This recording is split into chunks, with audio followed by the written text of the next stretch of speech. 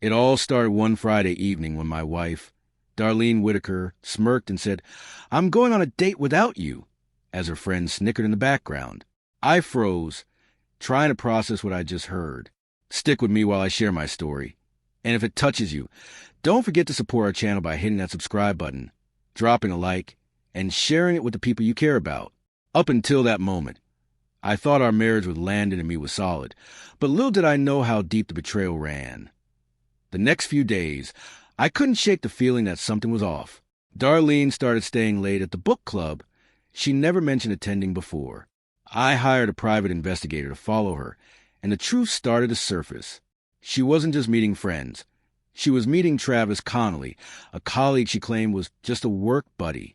My heart sank as I realized the teasing line that night wasn't a joke. It was a warning that I spent sleepless nights replaying every conversation, every laugh, and every small lie. I confided in my closest friend, Sharon Miles, who told me I needed to protect myself emotionally. I couldn't believe the woman I had trusted for years was casually walking into betrayal, laughing about it even. I started documenting everything, texts, receipts, and strange excuses she made, so I have evidence, not just suspicion. Finally, I confronted Darlene after noticing her phone buzzing constantly. I calmly asked, "Who's this?" She laughed it off, pretending nothing was wrong, calling me paranoid.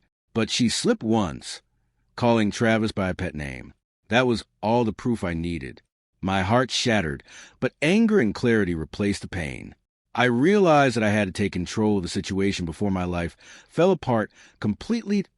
I decided to turn my heartbreak into strategy. I didn't want to humiliate her in public. I wanted her to feel the weight of her actions. I created a plan that would make her see the consequences of betrayal, step by step, while keeping my dignity intact.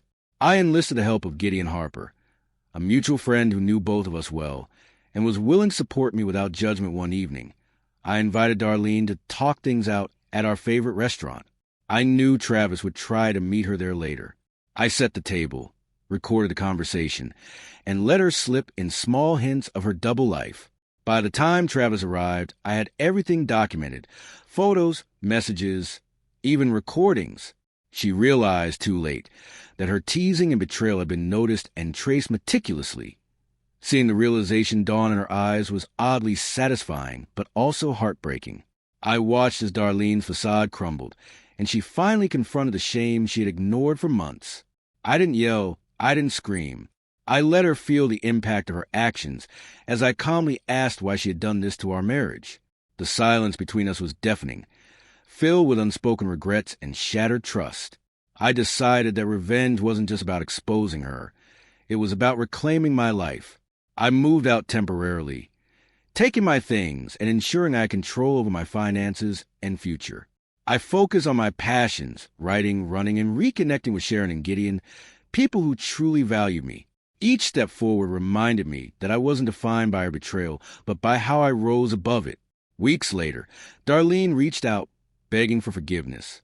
I realized she had underestimated the consequences of her casual cruelty. I confronted her with all the evidence one last time, calmly explaining that trust once broken could never be fully mended.